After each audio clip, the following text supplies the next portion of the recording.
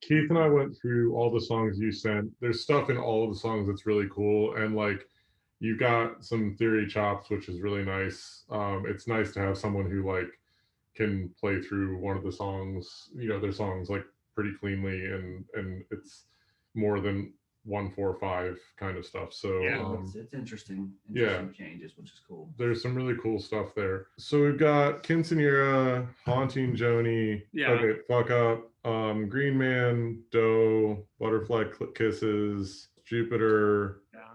And then the disco thing. and then the disco one. Quinceanera you already released, Yes. but we both really liked that song. Yeah, that one gets stuck in your head. It hits a lot of check boxes where I feel like it really references a lot of like what we were talking about with you being from Miami and Cuban American, and like more so than most of the other ones. Like I feel like it quotes that without it being the entirety of the song.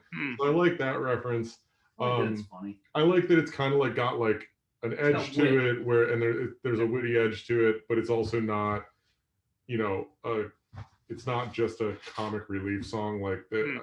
I think it says a lot on a lot of different levels. What's your motive behind that song? What are you trying to like get out? Well, I wrote it when I was just like in a really bad place. I wrote it like last June, I think, and I was just like not in a great place. And like toxic masculinity is an especially big problem in like the Latinx culture. It's like extremely prevalent. And I think just like the sentiment of the song and being able to like sort of like cast aside masculinity in a way, or just like subvert that within my culture, was a big point of the song that I was trying to make. And just like that it's okay for like anybody to be vulnerable if you need a moment of like vulnerability, I think that's super cool. I think it's, you say it in your culture, but let's just be honest with you. It's everywhere. A pretty consistent thing across the board right now, especially. The timing of that song is really appropriate. The lyrics have some comedy to them, but they also have like that underlying like seriousness to them. I think it references your background really nicely.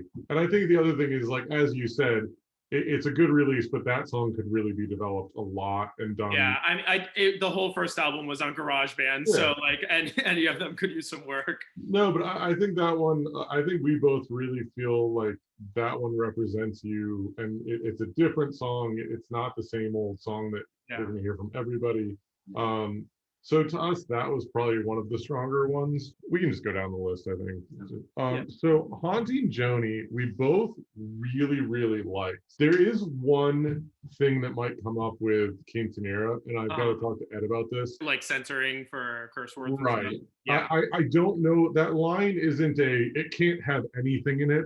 Yeah. But a big part of that chorus is literally like the poignancy. Yeah. And the problem is, without that, we both felt that the chorus wouldn't, it's not one of these points where you can just drop it. Way. Yeah. I think without that line, it loses a lot of impact. So I think that is a really strong contender, and it should be one of the three, but we need to talk to Ed and make sure that like we're not going to get flagged on that.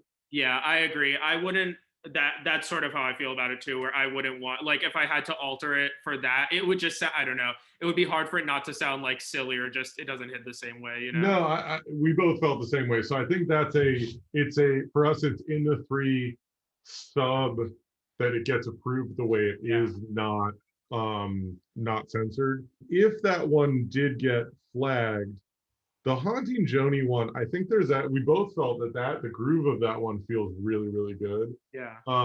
And it probably is, for me, I think you felt the same way, number 4.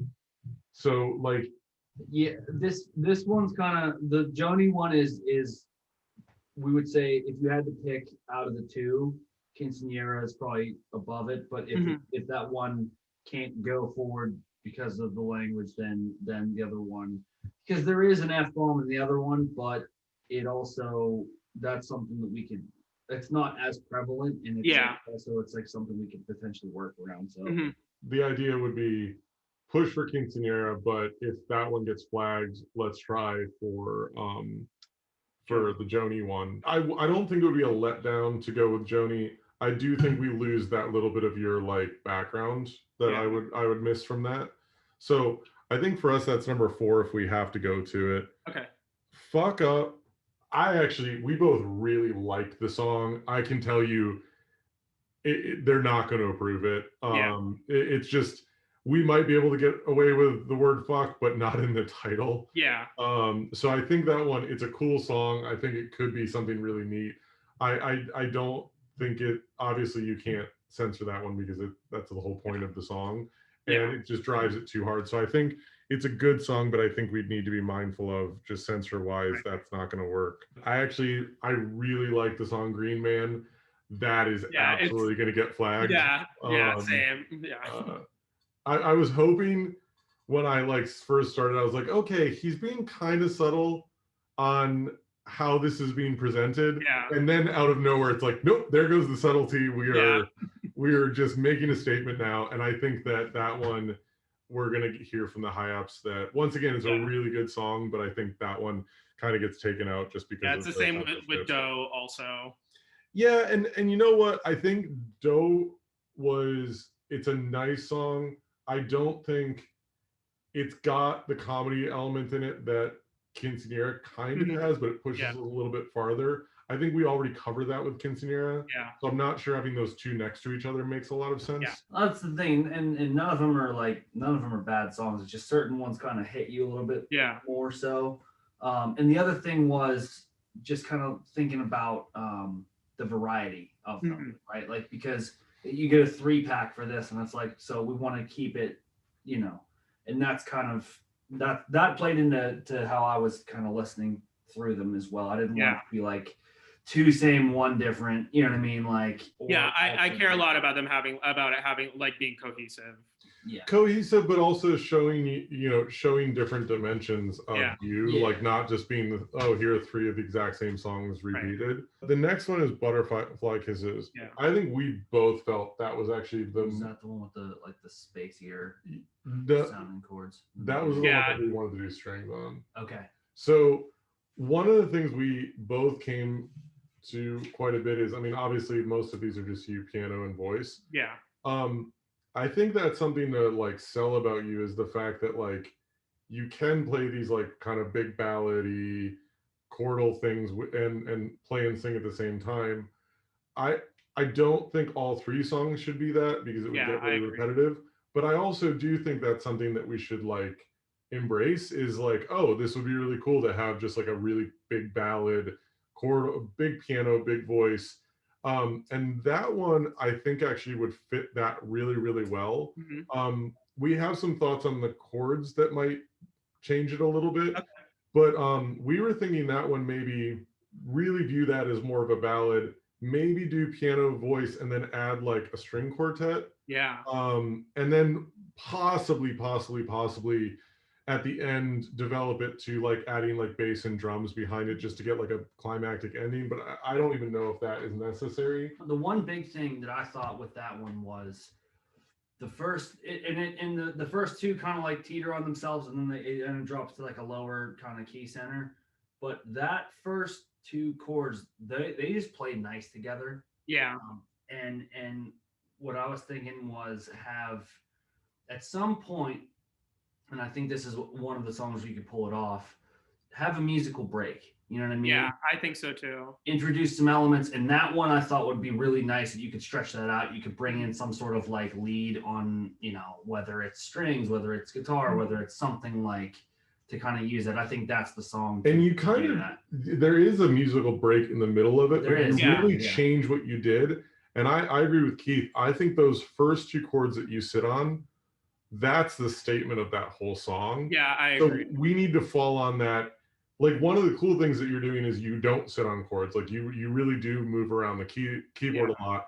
But I think sometimes it's good just to be you know what? That one can keep your footing. Literally just play through those 2 things in that way.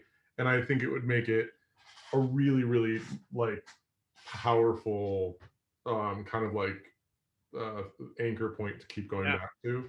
So we both really like that song, and that one I don't see as any issue. Jupiter I think is a good song. I don't think it's as strong as some of the other ones. And then we both kind of the disco one. It's by far the least developed, Yeah.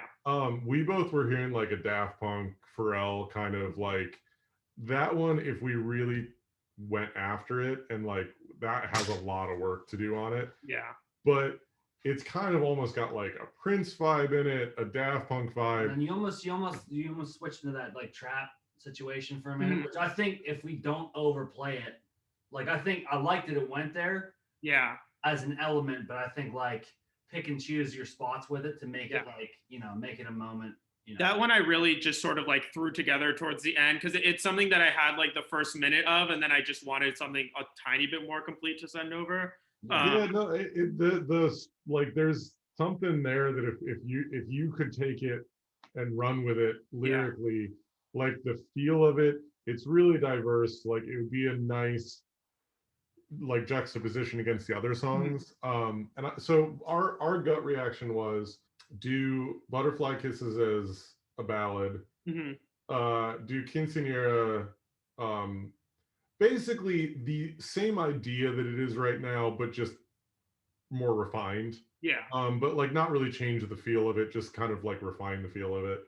And then that song as more of like a pop, straight ahead, Yeah. very like Daft Punk kind of thing. And the nice thing about that is it really would, in a 3-track EP, give you a huge amount of diversity. Yeah, it's a range. But I think we can still, if we really root on the piano, that can be that unifying thing that maybe we don't. And that's your thing, like that's right. vocals and piano, like And I think we use it in a different way. Like obviously in the ballad, it's going to be like a huge feature of it, and maybe in the other two, it's less. Like I would say in the disco one, it's probably by far the least dominant thing. But I think that becomes the unifying figure between the three, where it doesn't sound disconnected. But our gut was those three, and then with the possible alternate of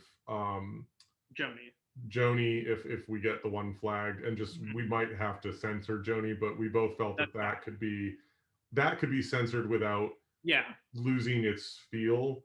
The Quinceañera, if you lose that, it just the song. I agree. The edginess of the song goes away. How do you feel about those three? I really like that. I was hoping that I could push through with the disco one, just because that one I know that that's something I could try and do by myself, but working with you guys, like it would definitely bring it somewhere that that's just something that I'm not as capable of doing alone, especially production wise. So that would be really cool.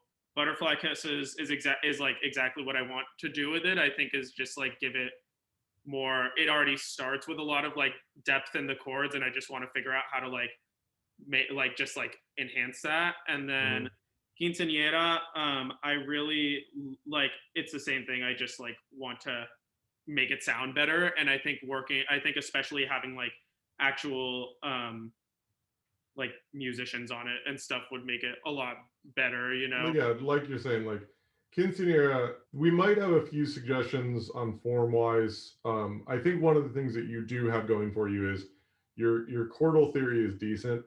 I think sometimes you go farther than you need to, that instead of just sitting on a chord and going like, this is what needs to happen here. I think you plug 3 more chords in when it could have just sat on the one chord for a while. So I think there might be points where we say like, let's simplify what you're doing, because sometimes the piano parts are getting in the way of the vocals. But I think that one as a form, the feels good. We just need to refine it again. It's just maybe simplify it, maybe get the transitions a little bit cleaner in how how things move from one area to the other.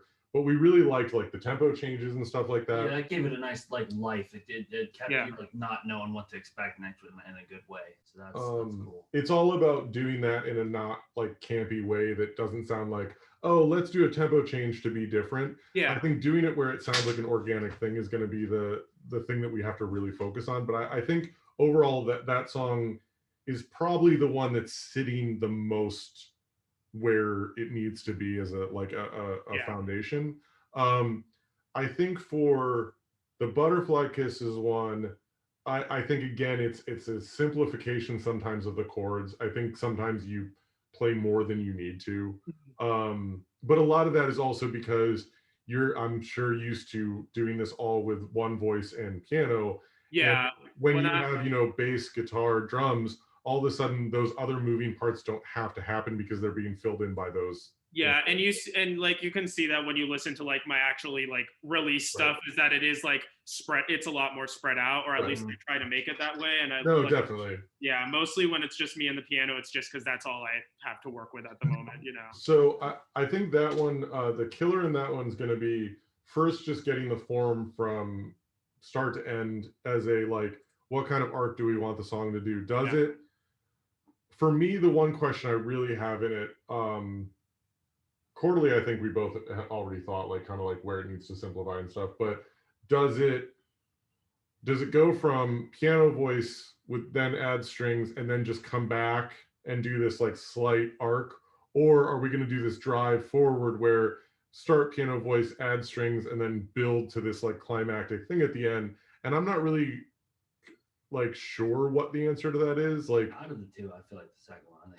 I think the second one, I think I worry about like the bridge comes like very late in the song. And so I wouldn't want it to be like it builds up at the, or like it builds up and then drops off before the bridge or like right after it, I think. So I think unless we put that somewhere else in the song, like unless we move it structurally and put the bridge somewhere else. See, that's what I was wondering. The bridge did feel really late. Yeah. That's going to be one where I don't think we have to rethink. Like it's not like the first, like we're going to have to think about the form of that one the most. Yeah. I think the string arrangement and stuff, I don't think it's going to be a complex arrangement. I think it's mainly padding with like a little bit of moving lines. Like it doesn't have to be, the strings are there more as just like a to richen what's already happening. It should all be about the voice and the piano on that one. To me, that one's all about getting the form and the arc to make sense as a ballad and not to become too repetitive, and also start at a place that it gives it a place to go and not like give away all the answers right from the beginning. Right. But I think that one, that's where I'm sitting on that one. And then the third song, the disco one, that one I think we just kind of need to, I think the vibe is right. I think it needs a lot of like development before we really take it in a direction. So I think for us, that one, do you have that one finished? No, I can definitely do that. It's just something that I haven't sat down and like figured out yet. I was having some trouble like if it is going to be like a disco song or something like that, then I want it to have a really good hook, and it just hasn't like hit me. Like that's what I want to figure out. So I think for you right now, what we both probably love to have you do as the next step of this is if you can send us lead sheets for Butterfly Kisses and Quinceañera. Just, you know, can you give us like chord symbols or? Yeah, some of them. So my music theory training is just like sort of weird, where like I like know things, but it's not all synthesized into the way that I actually like. Honestly, if you played it into like MIDI and like put it in. Do you have a way to like record the MIDI out of your computer? Yeah. That would be fine. Yeah, you don't need to get. I could send you like a Logic project or something like that. That would be perfect. If you have it in Logic, that's everything. I have lead sheets. I know that there are probably a couple spots where Logic would be Logic's fine. And actually, when you do, there's a thing in a Logic session where it'll say when you do a save as, it'll ask you if you want to do it as a package or a folder. Do the checkbox that says folder. Okay. But then when you send them though, so do a save as where it has all of the assets. So like you copy the audio files and everything. And then that outside folder for each song, right click on it and say compress, like to zip it.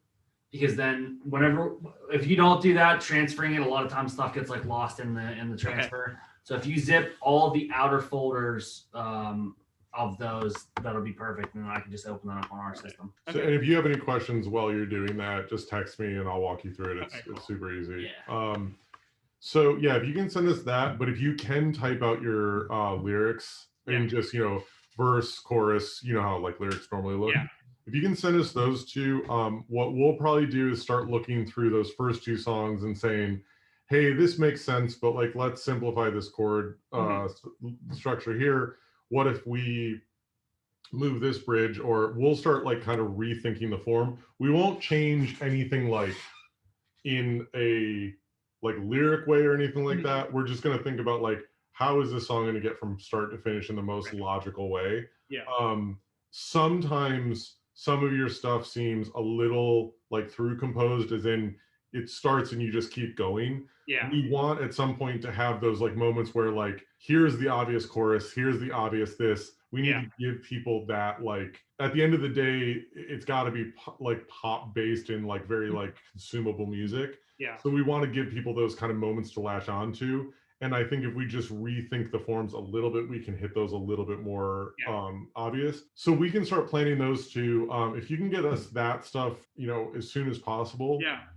That would be huge. And then what I really, really want you to do, though, those two, and then just give us those two. The other one. And then while we're working on those first two, Quinceañera and Butterfly and Butterfly Kisses, Gotcha.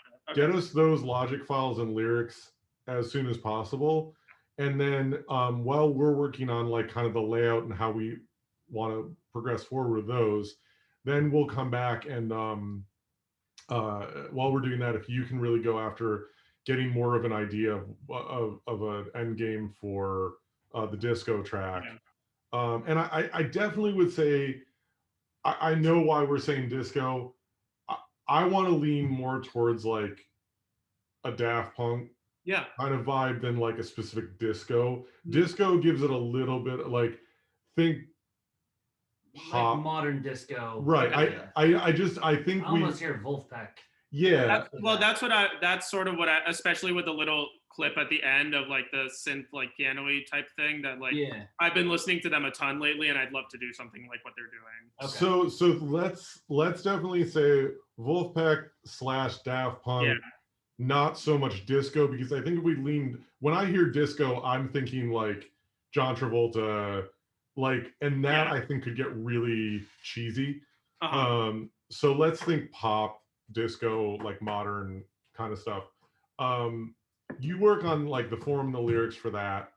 We'll start laying out the other ones, and then what we'll do is once we kind of have a form of the other two, we'll reach out to you and go, well, what do you think about this if we just rework this in this way to make it a logical a logical thing?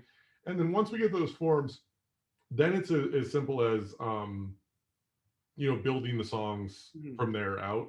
And again, we'll have you, in this case, I mean, you're clean enough on piano that we'll have you do the piano on the grand. So you're leaving in like 2-3 weeks. Yeah. And then when are you going to be back? I am not sure yet, but it'll probably be around the beginning of the semester, which is like January 19th, I think. Okay, all right. Yeah, towards the end of January. Okay, so then I'll talk to Ed about this. It's probably going to be a situation where basically like everything up until that point we have to do with you in this situation. And you kind of have to trust us. Yeah. And then, you know, when you get back, we'll hit the piano and we'll hit the voices. So, I mean, normally we try to have everything done this semester, but just because of the pandemic, it's not like there's going to be a release anyway. So I think this is kind of where we're going to have to go. Yeah. And I will reach out to Ed about Quinceañera, and I'm just going to say, like, listen, this is the song we should be doing. Just know that, like, the word fuck is pretty prevalent in it. And I think we need to accept that. And we're all mature adults here that, like, I think I can probably push that one through. I don't think I could push the Green Man through. I think that would cross. Yeah, that's okay. I wasn't thinking enough about that specifically when I said no, it's cool. And honestly, I think Quinceañera is a better song anyway. So I think that's where we should push. I mean, are you cool with all those ideas of kind of a direction? Yeah, I really like that. Okay, cool. Who do you listen to? Me? Yeah. Me? I listen to a lot of people. I love Brittany Howard is like a big favorite of mine right now. Stevie Wonder has always been a really big inspiration. I grew up listening to a ton of Ella Fitzgerald. She's like my favorite vocalist. Okay. Who else? A lot of Queen growing up. I like Bad Bunny. Bruno Mars, Wolfpack. I've been listening to a lot lately. What else? Yeah, Aaron Allen Kane, Hiatus Coyote, Aretha Franklin. A lot of like, I grew up listening to like a lot of Motown era stuff, and then I like lately I'm getting into more like funk type thing. Yeah, I'm sort of all over the place. Yeah, it's a mixed bag. Yeah. Along that same line, the one thing that we are gonna want to like, we were both talking about vocally, and you can just start like kind of thinking about this. Your pitch is really good. Your pitch is good. You have, especially when you step up, like when you full voice on something, like that's solid. Clearly, you're like, there are all these signs that are just like, oh, you're trained musical theater. Like you have a huge amount of power. I'm sure you have the ability to go into an unreinforced room and project to the back. Yeah. Like you can tell that's there, which is awesome. Like there are so many good things that we're going to be able to work with because you are a trained singer. There are a couple things that we're going to have to refine to get you out of musical theater mode into mainstream mode. And a couple of those are, the power is good, but remember in our circumstance, power is for clarity and pitch, not to hit the back of the room because you don't need to. Yeah. I also would say that when you don't go into your full like power voice, we need to think, especially in verses and stuff. And we've had to just get this out of a lot of singers before. Your gut reaction when you go into a normal like verse voice is to put a lot of vibrato on it. We've got to like refine that out a little bit. It sounds, it's the thing that's going to take you from, wow, this is a really nice like mainstream song, into this is a musical theater person singing a mainstream song, which we don't want it to be. We want it to sound like you as an artist, not as, you know, oh, this is a theater person coming into this world. Yeah. And I think that the ringer there for me is it's all about the vibrato control and your gut reaction, because probably for the last 20 years of your life, you've been trained to do this, is to always think vibrato. I don't want to get rid of the vibrato, but it has to be very controlled when it's used and how much it's used. And you naturally, like when you hit the hook of a song or, you know, the chorus or something and you really bite in, you kind of do it naturally where you hold the pitch solid and then you might just add a little bit of a coloration with vibrato at the end. That's kind of the mode we want to think of all the time. Yeah. So view it as a color tool that you can add at very specific moments to add interest, but it shouldn't be that, oh, I'm sitting on a note, vibrato. Yeah. The other thing is, don't be afraid of your head voice, man. Yeah. Oh yeah, I know. Yeah. Yeah. Like it's nice, like when you get in like those kind of like more delicate moments, use that sometimes, because then your contrast gets real. Like you have that, and then you can build up to the more grand stuff. Yeah. That's a nice motion to have. It's going to be a lot of, for this style and what we're trying to do, a lot of the things that like you're going to need to think about are actually things that you've been trained not to do for a long time, because you don't find this in like formal training. You won't find it in jazz, you won't find it in classical, you won't find it in opera, you won't find it in musical theater. Like normally when no one has ever told you in musical theater, go into your head voice. Like it's, don't go into that. But in this case, I think things like that are going to be the things we're going to have to untrain some good habits you have to get you into a more of a mainstream music habit. Yeah. So things like head voice, vibrato, this idea that you don't have to, not everything has to be done with this like huge power behind it, because you're not trying to fill a room. Like we can get that intimacy at times. So I think that vocally, I'm, you know, in other sessions we're worried about pitch and stamina and phrasing and stuff. I think that you've probably, you're right there. Like we don't have to like worry about that kind of stuff. It's going to be more of making it not sound like a musical theater person singing mainstream. We've got to make it sound like this is where you're comfortable. So those are just kind of things to think about. So as you're, for, you know, as you're writing that, finishing that other song, I want you just to kind of like listen to those records that we were talking about, like especially the more modern ones. Like if you're listening to Bruno Mars, he would be a good example. His technique is really good, but he also completely understands the style, like the Yeah. stylistic nature of what he's doing. Listen to how little vibrato he uses. But when he uses it, it's like this, like, oh crap, there's that like little like golden moment where he really milked it. But he makes it that way because he doesn't use it for the first 60% of the song. Right. And then when he hits it, it's a really, it's a point that you sit on, not just, oh, he's sitting on vibrato again. So really be like mindful of when is he going into his head voice, when is he not, when is he singing out, when is he not.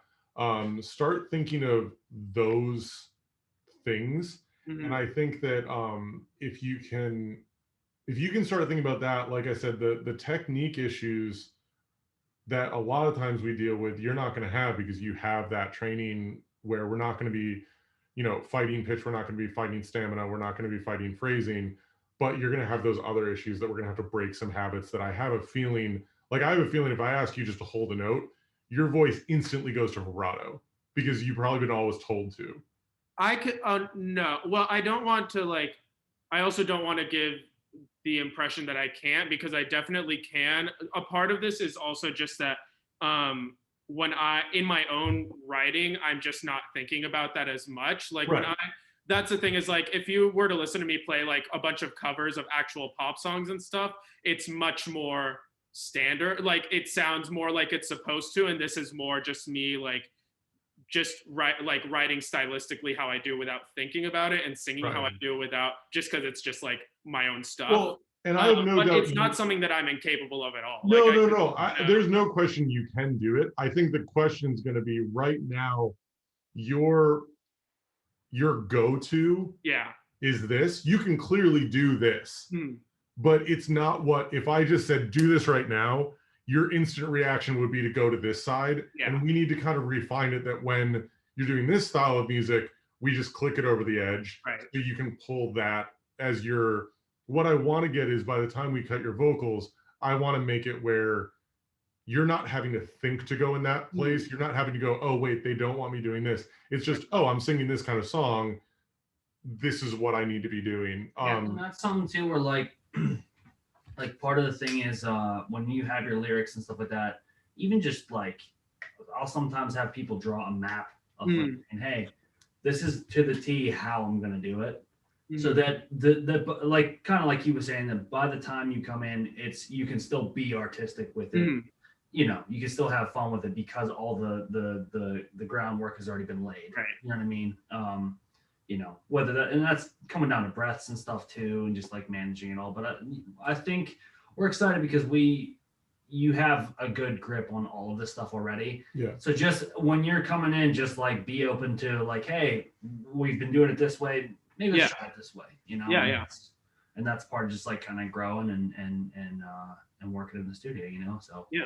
Should be good. Yeah, I think we're really excited. Do you have any questions or anything for us? I don't think so. I think I gotta get the MIDI recording for Butterfly Kisses, and then I'm just like start practicing them the way that we're talking about more, so I can come in ready for it. And once we give you like the simpler form of it, we're gonna probably develop that in Logic too. So we can just give you once we've all said, like, here's the new form of Butterfly Kisses with like a simpler structure, we can even give you like a rough of it to give you that ability to like start practice with it. Yeah. Right. Because I think one of the other things that you're doing is with that piano, like sometimes the extra complexity of the piano, that's what makes you go into that other mode. And I think if you heard it more as a pop chord structure, sometimes your brain might go, oh, yeah, I'm not supposed to be in this kind of voice. I'm supposed to be in this kind of voice. I think if a lot of that is just the way you're playing the piano is a very like backing of this style. And if we can simplify that and like, I think it might naturally just go there. I think you might not have to think about it so much. Yeah. So we'll get that going. I think get us that as soon as possible, and then really go after the disco song. And then we'll kind of keep talking, and once we have an idea of where we want to be, and we'll set up another review and we'll go over this. The nice thing is once we get the layout of the song and everything like that, we'll probably track most of this, a lot of it live. And we'll do like lead sheets on it and everything like that. So And that's the other thing. So I was gonna ask you, do you have for butterfly kisses, is it a Logic session already? Is it a what? Logic session? No, I that's what I need to make for it. I haven't. Yeah, it would just be me and the piano if I do that, just because I haven't padded it out all that much more than Yeah, that. no, that's totally fine. But yeah. no, I would say before you even worry about the third song, get us those Logic sessions when you can, because that we can start really like pulling apart. Yeah. And I think if we can do that, we're going to be in good shape. What I send you, so Quinceañera was done on GarageBand. If I do the same thing with those files, will it matter? Like, can I send them? So what I think you can do is, I think if you go to your GarageBand file and you right click it and you say open with, and it should. I can open it in Logic. You should be able to, because Logic's just GarageBand's big brother. And like some things like you know, a reverb might not match and I might remap a bus or whatever, but we don't. That's all. We fine. just need the MIDI. We need just the main content. That's all. Yeah, I think even if you open Logic and you just open a project and you open the GarageBand project, it should I'm pretty sure it will open up straight in Logic. Okay, cool. And again, just to reiterate what Keith said, when you go to save as in Logic, save it as a folder, not a package. And then after you get that main folder, then zip that. Yeah, so wherever you save that, go find that folder. And when you do the save, you know how it has all the check boxes of like what to include? Yeah. Include everything. You don't have to do like video or like the alchemy samples and stuff like that. Yeah, but I would go, but if there's nothing there, it won't save anything. True. So just check everything. Yeah. Hit save and then find that folder and just right click it, hit compress, and send us that zip file once it's done.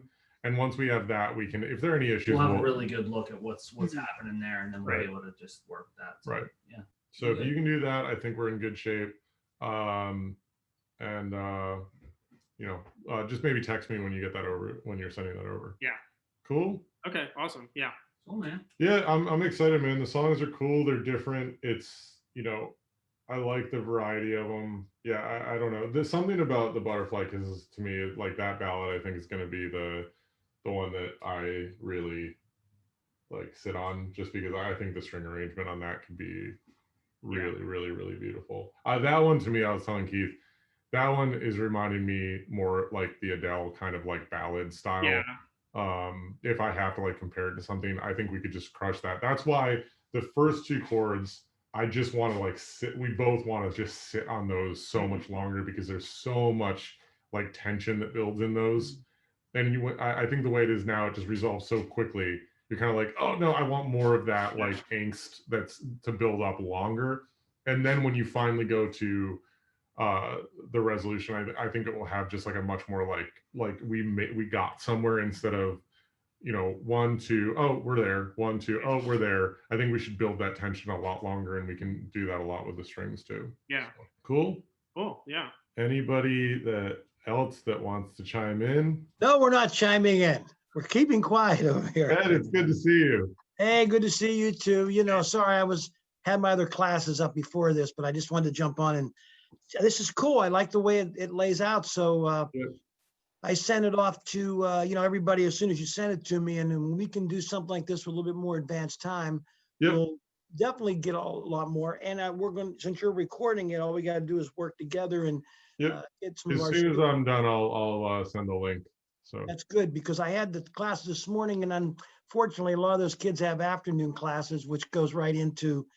It ends. No, but this works, because then they can see the recording. No, good. We'll be good. Yeah, this will make it easy. I mean, we even get some faculty to watch us who is not typical coming over. I've heard a few of them want to do it. Yeah, definitely. So I think we're in good shape. Great. Well, probably you get those up, and then once you get them to us, I'll schedule the next one a little bit more in advance, just because we'll have something to go through. And then in that one, what we'll probably do is we'll also throw the session up of like our mock-up that we do, so we can kind of work with you on that live. Cool. And that will be a little bit longer of a thing. But I'm super excited about the 3 songs that we picked. If you guys are all good, we'll wrap this up. I'll shoot this link out, and I'll call you in a minute. Ed. Cool. Yep, sounds good. All right, thanks, Pablo. Thanks everyone. So much. Good to see you later. See you guys. Bye.